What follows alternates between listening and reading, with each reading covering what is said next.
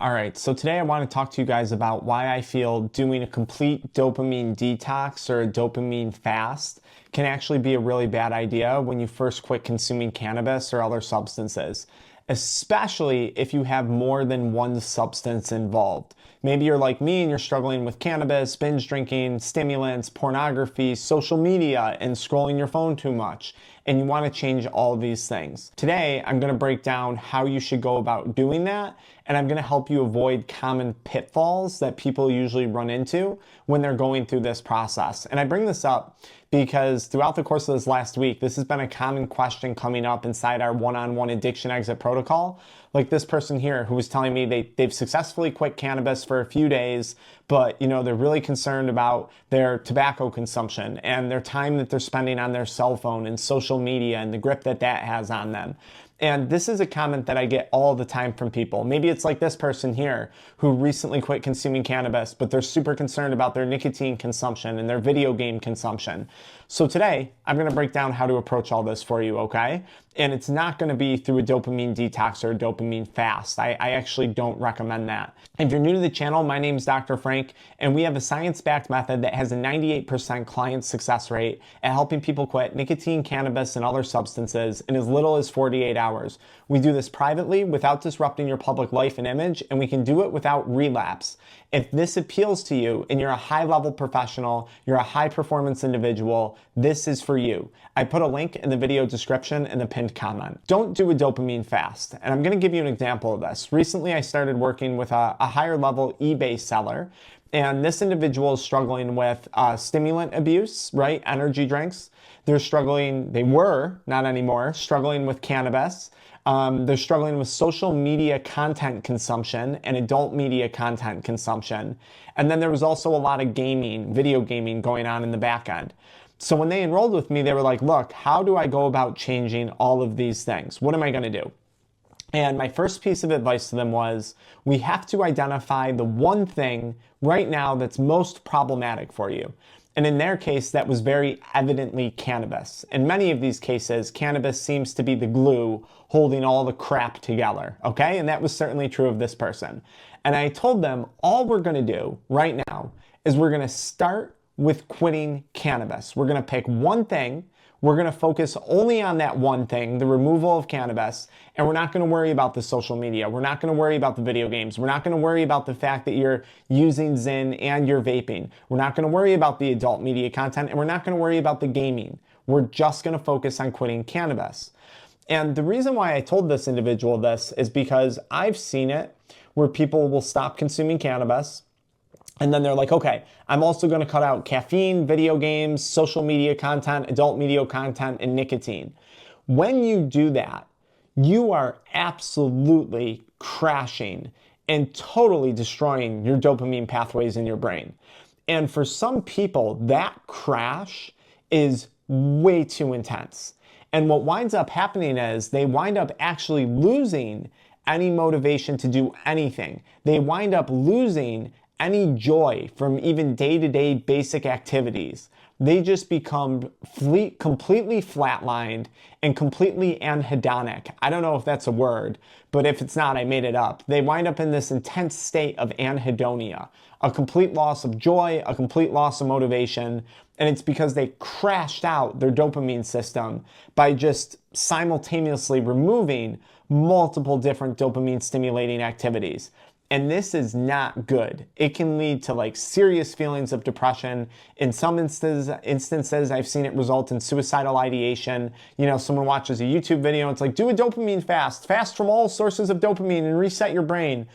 No, oftentimes and this is where the stuff gets really dangerous if you don't know what you're doing for people, I see it just have insane negative consequences.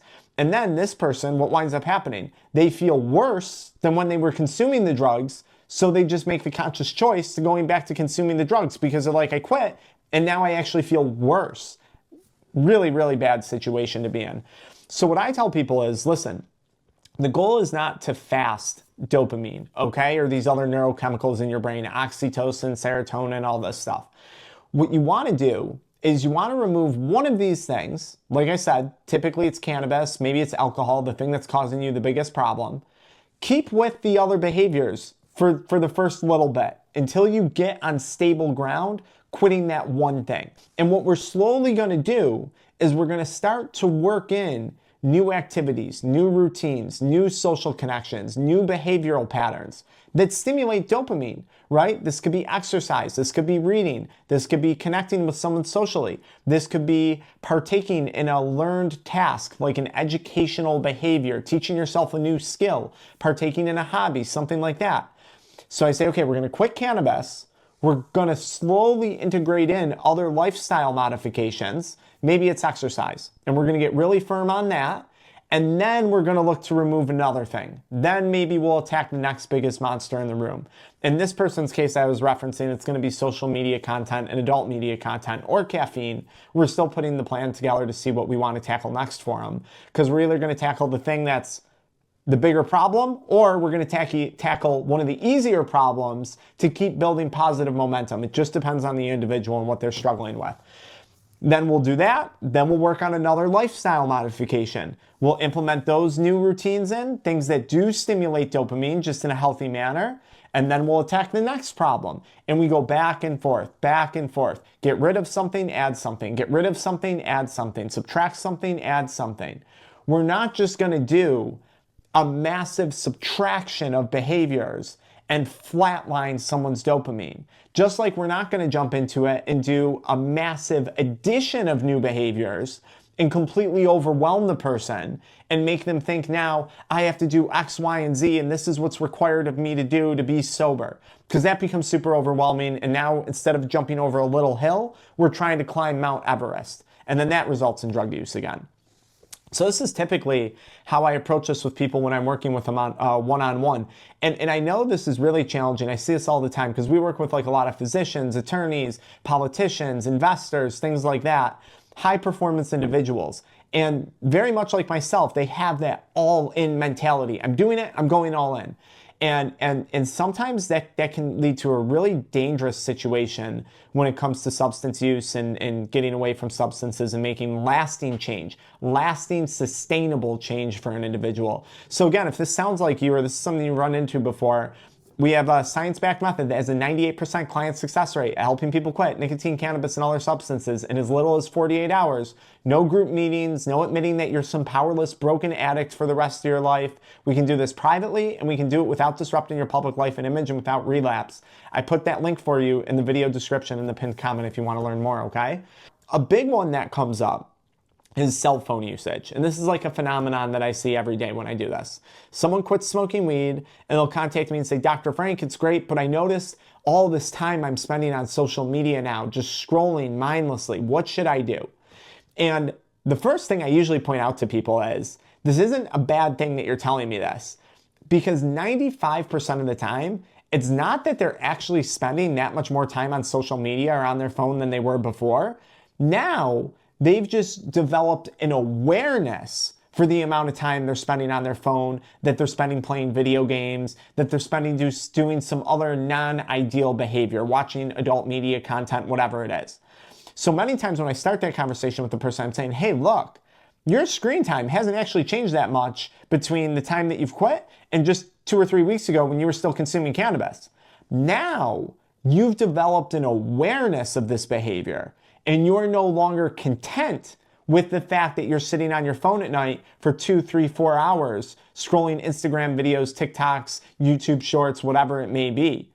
And I tell the person, this is really good, because this is typically all we're looking for in the first stages of stopping the use of one substance. We're looking for you to develop an awareness of other behaviors, but not necessarily an attempt to radically change those behaviors yet. We will change them, and we want to. And I'll explain why we want to change them in a second.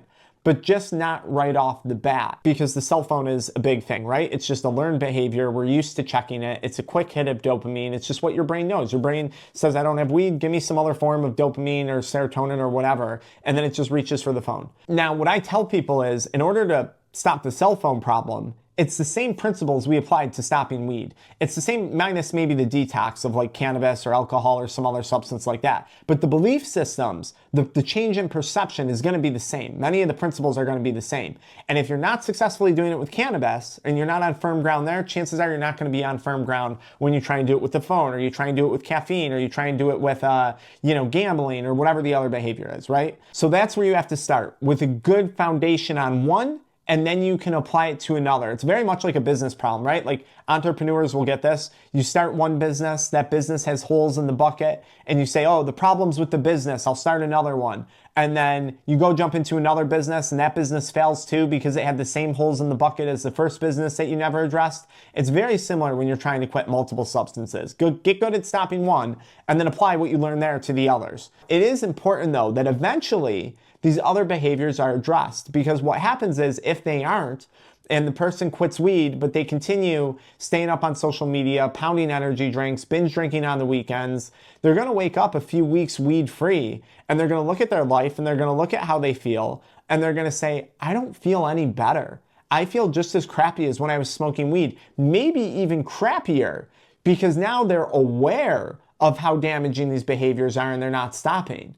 And then what winds up happening? The person's expectations for quitting cannabis, getting better mental health, better physical health, stronger relationships, making more money, all things that we see people achieve within our one-on-one coaching programs, common wins for people in our programs, don't become a reality for this person. And then what winds up happening? They wind up choosing to go back to the substance because, quote unquote, nothing changed for them. And we want to make sure that that doesn't happen either. So there's a very fine line between regulating dopamine and crashing a person's dopamine. And we want to regulate it. We don't want to crash it, because if you do, it can have disastrous outcomes. Follow me right into the next video up here where I talk about where we applied this in real life with a client of ours who was struggling with stimulant abuse and binge drinking alcohol. I'll see you guys right in that next video.